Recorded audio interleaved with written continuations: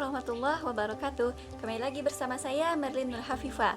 Baiklah, pada video kali ini kita akan membahas satu topik yang sangat populer di kalangan mahasiswa, yang mana topik ini sangat favorit di dalam kajian mereka, terutama skripsinya. Nah, topik apa itu? Itu adalah Deksis. Jika teman-teman belajar semantik, tentu teman-teman tidak asing lagi dengan topik ini. Nah, dalam pragmatik juga dibahas Deksis di dalam sudut pandang pragmatik. Deksis di dalam kajian semantik itu sangat merujuk kepada sesuatu yang sudah muncul sebelumnya. Namun deksis di dalam pragmatik itu konteksnya lebih luas. Secara sederhana, deksis ini adalah kata yang mewakili hal-hal yang lain atau kata yang mewakili sesuatu. Termasuk di dalam kata, namun sangat sesuai dengan konteks atau sangat sesuai dengan apa yang dituturkan atau yang menjadi acuan dari kata tersebut.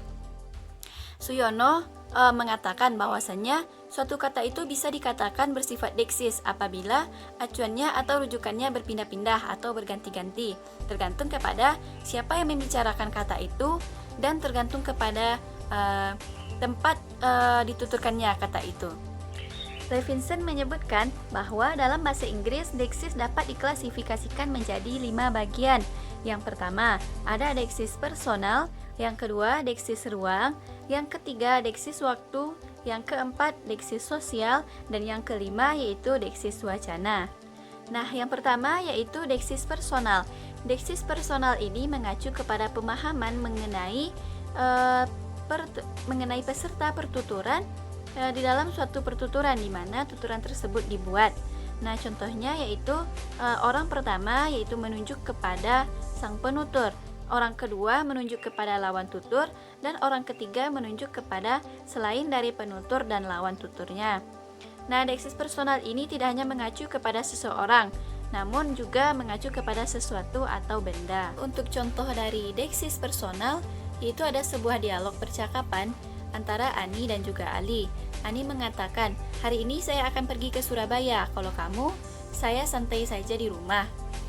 Nah, dari dua kata di atas merupakan kata ganti dari dua orang. Yang pertama, kata ganti saya untuk Ani, yang kedua kata ganti untuk Ali. Nah, dari contoh di atas tampak bahwa saya ini memiliki referen yang berpindah-pindah, tergantung kepada konteks dan siapa yang menuturkan ujaran tersebut. Yang kedua yaitu ada deksis ruang. Deksis ruang ini berhubungan dengan lokasi atau ruang atau tempat antara penutur dan hal yang dimaksud. Deksis tempat ini berhubungan dengan lokasi ruang atau tempat dalam peristiwa tutur. Ada yang dekat dengan pembicara yaitu di sini, dan ada yang jauh dari pembicara yaitu di situ, dan ada juga yang jauh dari pembicara dan juga pendengar yaitu di sana. Contohnya yaitu duduklah bersama saya di sini.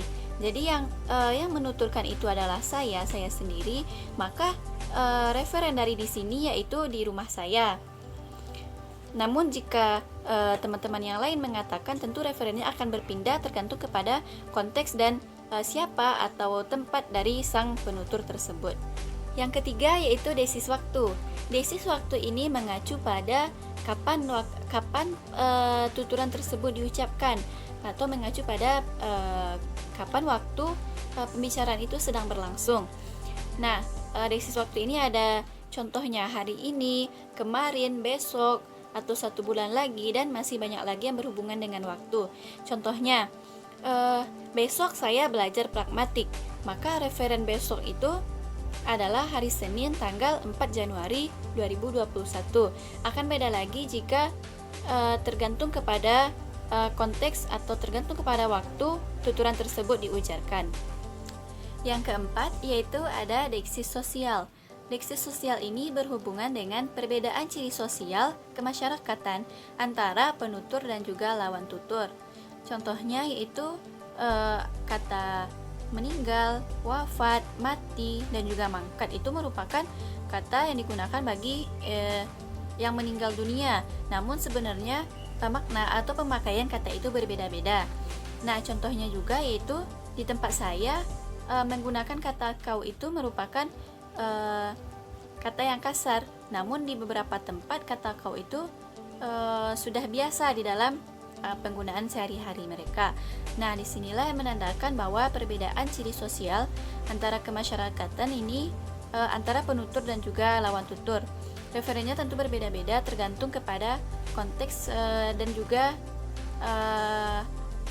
sosial kemasyarakatan, perbedaan sosial dari penutur dan juga lawan tutur itu sendiri. Nah, adapun untuk contoh lainnya yaitu di Minangkabau, para tetua atau penghulu-penghulu itu dipanggil dengan panggilan datuk. Nah, itu merupakan bentuk penghargaan kepada yang lebih dihormati, kepada orang yang dihormati atau orang yang tetua.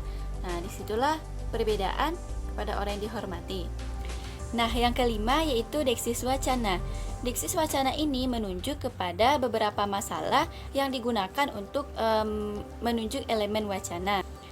Deksis wacana ini juga merupakan rujukan kepada sesuatu tertentu yang telah disebutkan atau yang akan dikembangkan di dalam wacana. Deksis wacana ini ditunjukkan oleh anafora dan katafora. Nah, sebuah rujukan ini dikatakan bersifat anafora apabila perujukannya atau penggantinya ini telah disebutkan sebelumnya. Sedangkan katafora ini apabila rujukannya itu disebutkan setelahnya. Nah, untuk contoh dari deksis wacana ini yaitu contoh yang pertama, misalnya paman saya datang dari desa dan dia membawa hasil panennya. Nah, contoh yang kedua yaitu karena aromanya yang khas, jeruk ini habis dibeli. Nah, dari kedua contoh di atas kita lihat bahwasannya pada contoh yang pertama rujukannya ini kembali kepada paman, yang mana ini termasuk rujukan anafora, yaitu perujukan atau penggantinya ini disebutkan sebelumnya. Nah, pada contoh yang kedua, ini merujuk kepada sesuatu yang akan disebutkan selanjutnya, yaitu merujuk kepada jeruk. Nah, ketika memahami konsep deksis, maka untuk semua bahasa itu secara teoritis akan sama. Namun setiap bahasa yang satu dengan bahasa yang lain tentu memiliki sifat bahasa yang berbeda-beda, memiliki karakteristik khusus antara masing-masing bahasanya.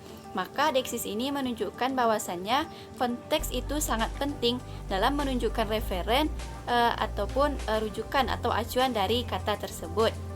Baiklah, semoga bermanfaat bagi teman-teman semuanya. Assalamualaikum warahmatullahi wabarakatuh.